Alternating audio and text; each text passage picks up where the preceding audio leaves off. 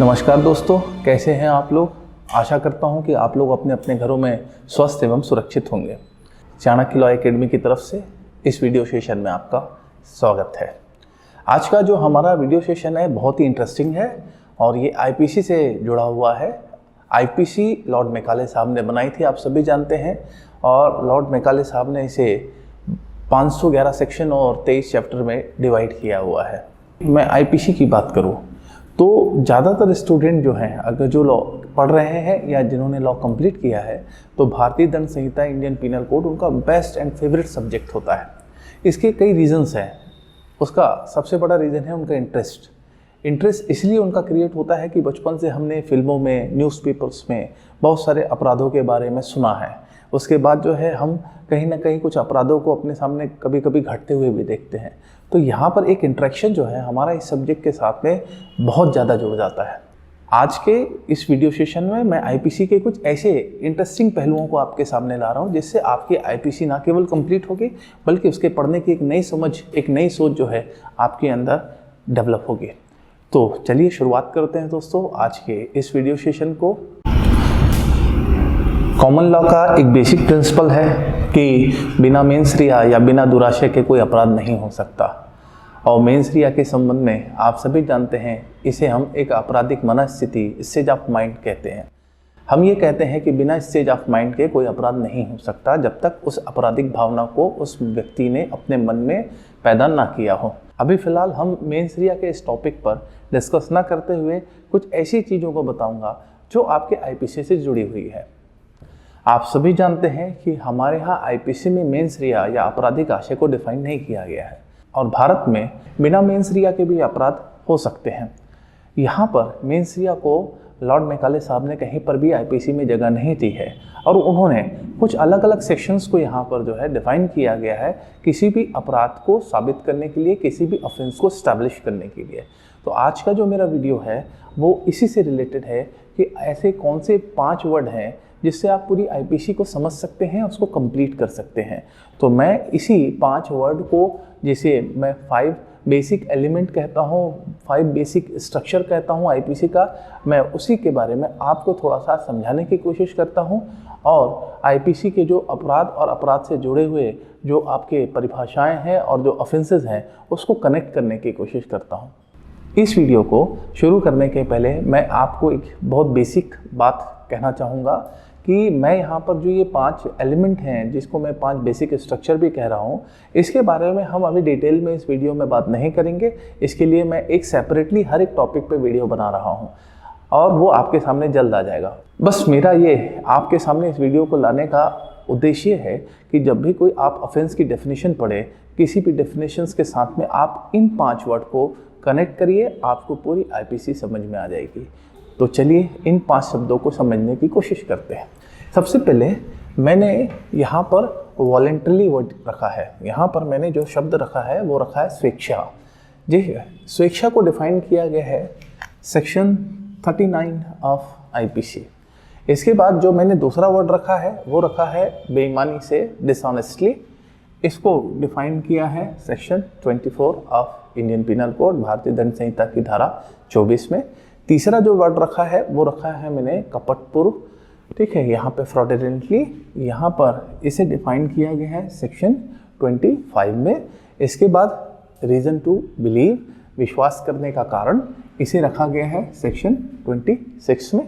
इसके बाद लास्ट में मैंने रखा है काउंटरफिट, ठीक है, कूटकर्म, जिसे डिफाइन किया गया है सेक्शन 28 में। ये 5 शब्द जो है पूरी आईपीसी के सारे अपराधों को कनेक्ट करते हैं और इसी कनेक्शन को जो है हमें समझना होगा। सबसे पहले मैं शुरुआत करूंगा स्वेच्छा या वॉलेंटरली से। आप जब सेक्शन 39 को पढ़ते हैं तो वॉलेंटरली को उसके परिणाम या उसके इफेक्ट के साथ जोड़ा गया है। वहाँ ये कहता है इस डेफिनेशन में कि जो कोई अगर किसी कार्य के परिणाम को या तो शासय करता है या जानते हुए करता है या, ठीक है, विश्वास करने का कारण रखते हुए करता है, तो ये माना जाएगा उसने ये कार्य वॉलेंटरली किया। अगर आप आईपीसी पढ़ रहे हैं और आईपीसी को आप समझना चाहते हैं तो एक चीज़ याद रखिएगा, आपको किसी भी ऑफेंस को एस्टैब्लिश करने के लिए, ठीक है, वॉलेंटरली प्रूफ करना बहुत ज़रूरी है। और यदि वॉलेंटरली प्रूफ करते हैं उसको तो वहाँ पर जो है वो ऑफेंस आसानी से इस्टेब्लिश हो जाता है, वो अपराध जो है आसानी से कोर्ट पे साबित हो सकता है।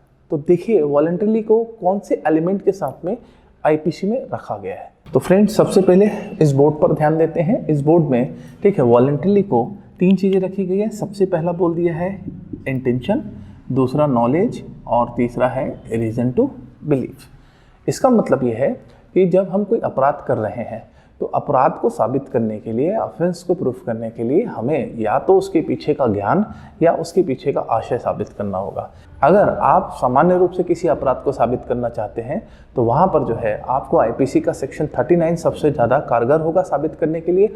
और सेक्शन 39 में जो 3 एलिमेंट दिए हैं उनमें से कोई भी अगर आप एलिमेंट प्रूफ करते हैं तो वो ऑफेंस इस्टेब्लिश हो जाएगा। तो वहाँ सबसे पहले दिया है इंटेंशन, मतलब अगर मैं किसी अपराध का आशय साबित कर देता हूँ, अगर मैं उसका इंटेंशन प्रूफ कर देता हूँ तो वो अपराध इस्टेब्लिश हो जाएगा। दूसरा बोल रहा है नॉलेज। नॉलेज बहुत इंपॉर्टेंट है। कई कार्य हम ऐसे करते हैं जहाँ हमारा इंटेंशन नहीं होता है पर नॉलेज होता है।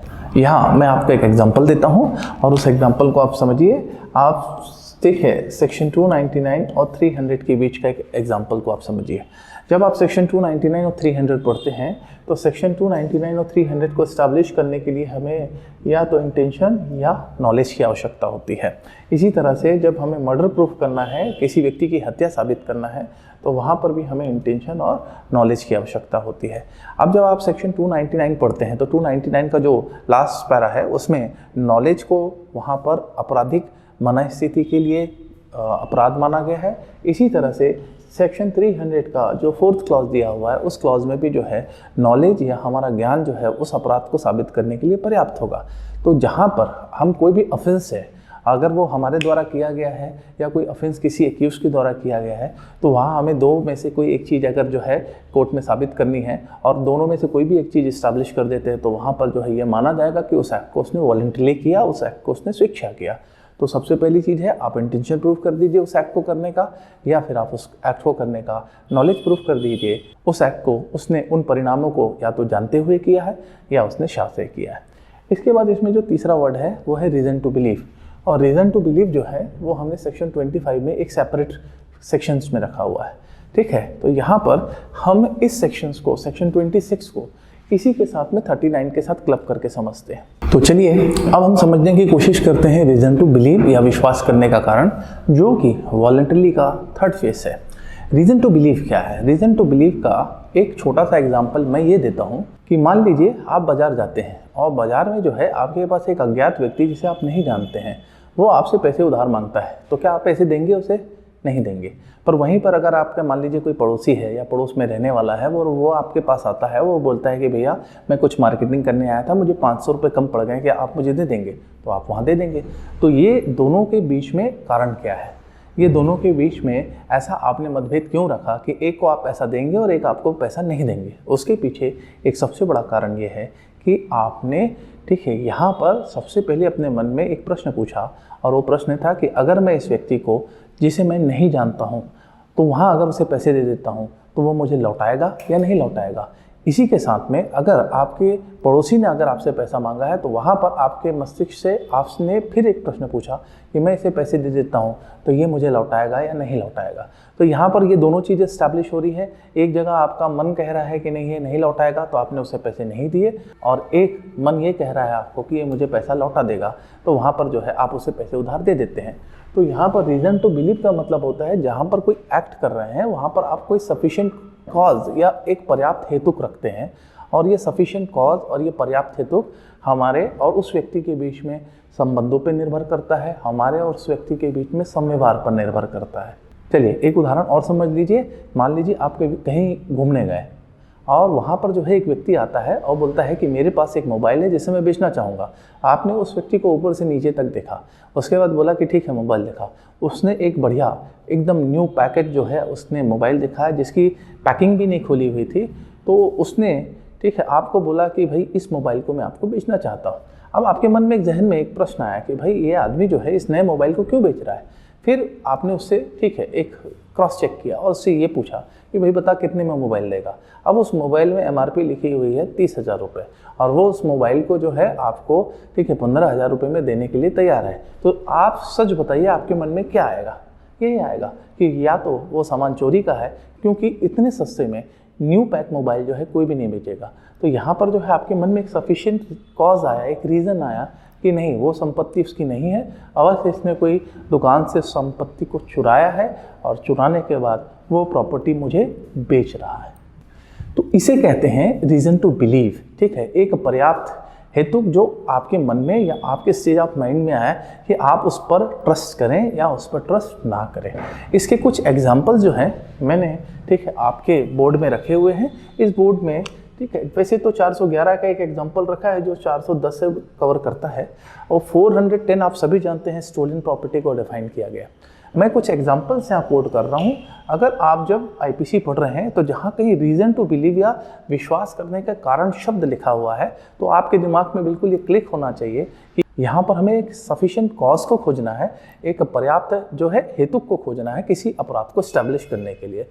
जैसे 411 में जो मैंने अभी आपको एग्जांपल बताया कि स्टोलन प्रॉपर्टी को मैं परचेस कर रहा हूँ, इसी तरह से 489A से लेके 489E तक के जो आपके, ठीक है, बैंक नोट और करेंसी नोट को लेकर अपराध जो है बनाए गए हैं आईपीसी में, और यहाँ पर रीज़न टू बिलीव को बहुत ज़्यादा इस्टेब्लिश किया गया है। इसके बाद 493, आप सभी जानते हैं कि चैप्टर 20 में विवाह और विवाह से संबंधित अपराध हैं, और उस अपराधों में सबसे पहले डिफाइन किया गया है 493 को। 493 में भी रीज़न टू बिलीव को बहुत इस्टेब्लिश किया गया है। इसके बाद है 497 जो कि अभी फिलहाल हट गया है आपका, माननीय सुप्रीम कोर्ट ने, ठीक है, 497 को असंवैधानिक घोषित किया है। पर 497 का अभी भी जो है डाइवोर्स के केस में आज भी ग्राउंड लिया जाता है और इस ग्राउंड पे डाइवोर्स मिलेगा। अगर आपको 497 को स्टैब्लिश करना है तो यहाँ पर भी reason to believe word use किया गया है। 498 में reason to believe word use किया गया है। इसका मतलब है कि यदि मैं, ठीक है, किसी एक्ट या किसी अपराध में ये साबित कर देता हूँ कि इस व्यक्ति ने उस कार्य को विश्वास करते हुए किया या विश्वास करने का पर्याप्त कारण रखते हुए किया, तो वहाँ पर वो अपराधी जो है आसानी से स्टैब्लिश हो जाएगा उस ऑफेंस के लिए। इसके बाद, ठीक है, मैं आपको इसके सेकंड फेज पे लेके जाता हूँ जिसमें मैंने डिसऑनेस्टली को रखा है।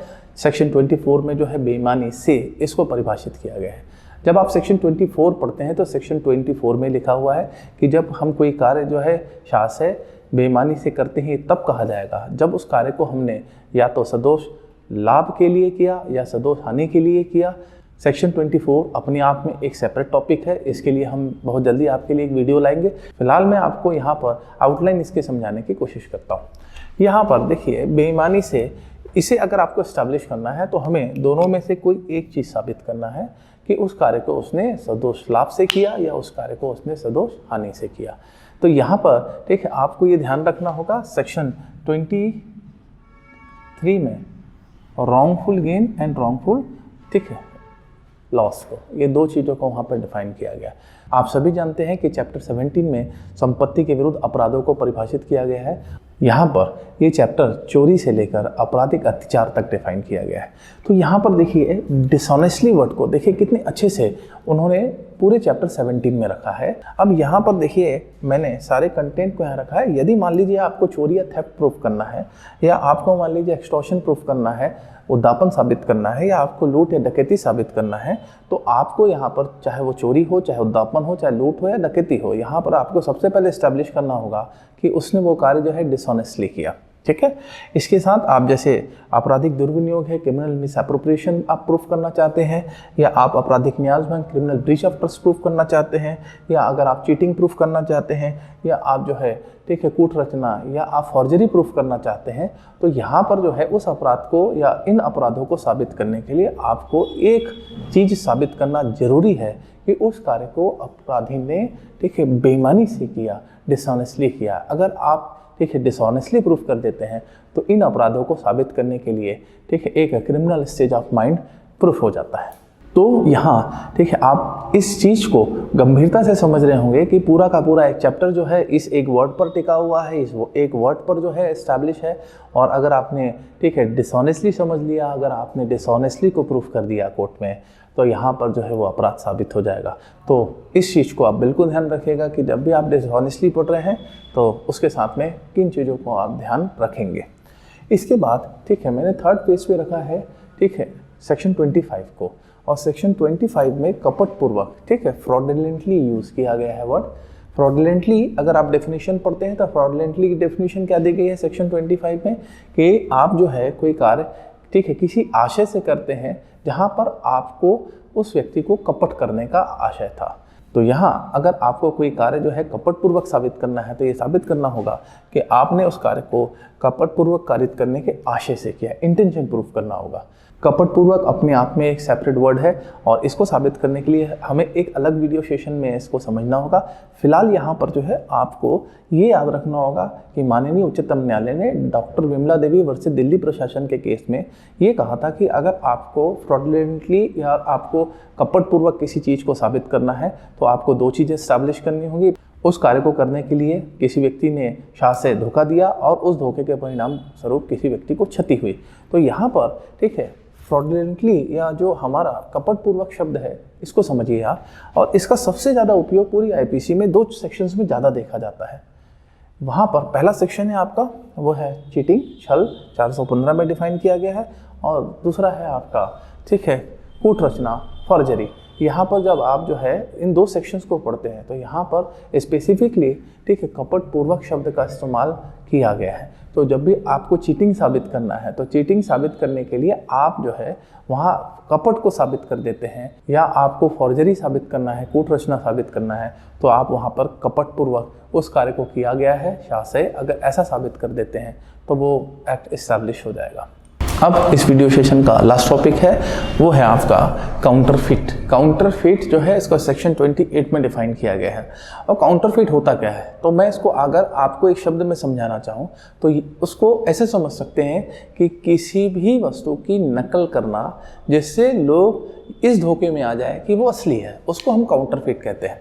तो यहाँ पर ठीक है मैंने आपको पहले ही बताया है कि मैं किसी भी डेफिनेशंस को यहाँ डिफाइन नहीं कर रहा हूँ, केवल एक कनेक्शन बताने की कोशिश कर रहा हूँ कि जब भी आप आईपीसी पढ़ेंगे तो आईपीसी में इन वर्ड्स को जरूर खोजिएगा, इन वर्ड्स को जरूर देखिएगा। तो यहाँ पर हम कूटकरण की बात करते हैं। तो कूटकरण जो है इसके संबंध में हमारे दो मेजर चैप्टर कवर होते हैं, या हम दो मेजर पार्ट को कवर करते हैं। पहला तो है आपका चैप्टर 12।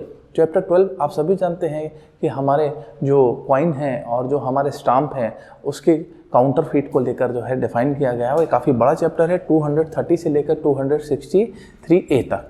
तो यहाँ पर ठीक है आपको जब भी चैप्टर 12 पढ़ना है और ठीक है आपको यहाँ पर जो है सेक्शन 489A से लेकर E तक जिसके बारे में मैंने आपको बताया था कि करेंसी नोट और बैंक नोट का अगर आप किसी प्रकार से काउंटरफिट करते हैं या उसके संबंध में जो अपराध होंगे वो इस भाग में रखे गए। तो जो काउंटरफिट है वो बेसिकली जो है अगर हम पूरे आईपीसी की बात करें तो दो जगह हमें ज़्यादा देखने को मिलता है। पहला वो चैप्टर 12 में देखने को मिलता है जहाँ पर हम किसी सिक्के का या किसी स्टाम्प का कूटकरण करते हैं, और दूसरा हमें जो है वो मिलता है हमें बैंक नोट का और हमारे करेंसी नोट का कूटकरण करते हैं। यहाँ आपको कोर्ट में इस्टेब्लिश करना होगा कि उस बंदे ने जो एक्यूज़ है उसने ठीक है उस स्टाम्प को, उस कॉइन को, उस करेंसी नोट को या उस बैंक नोट को कूटकृत किया, ठीक है उसका काउंटरफिट किया। ये जो 5 वर्ड है जिसको मैंने बेसिक स्ट्रक्चर कहा है आईपीसी का, इसको हमेशा पढ़ते समय आप ध्यान रखेंगे। और हमेशा दोस्तों एक चीज़ याद रखिएगा कि आईपीसी में ठीक है किसी भी डेफिनेशन को पढ़ेंगे कहीं ना कहीं इर्द गिर्द जो है इन सेक्शंस का सामना आपको करना पड़ेगा। तो आपको अगर आईपीसी में कोई एक समझ बनानी है उस अपराध के बारे में, एक स्ट्रॉन्ग व्यू या एक स्ट्रॉन्ग ओपिनियन जो है आपको डेवलप करना है, तो ये 5 वर्ड को आपको समझना होगा। और इसके साथ ही पूरी आईपीसी चल रही है। आप किसी भी ऑफेंस को आईपीसी में पढ़ लेंगे तो कहीं ना कहीं ये 5 जो शब्द हैं, इन 5 शब्दों का इस्तेमाल सबसे ज़्यादा किया गया है और इन 5 शब्दों के साथ ही पूरी आईपीसी डिफाइन की गई है। दोस्तों ये था आज का हमारा वीडियो सेशन जिसमें हमने इन 5 शब्दों के साथ आईपीसी को एक डिफरेंट व्यू से समझाने की कोशिश की है। और अगर आपको ये वीडियो पसंद आया होगा तो बिल्कुल आप जो है इसको लाइक कीजिए, सब्सक्राइब कीजिए और जो है इसको शेयर कीजिए। तो मैं आपका मेंटर नितिन कुमार नामदेव आपसे इजाज़त चाहूँगा। हम जल्दी मिलेंगे अपने नेक्स्ट वीडियो सेशन में। तब तक के लिए आप स्वस्थ एवं सुरक्षित रहिए। धन्यवाद।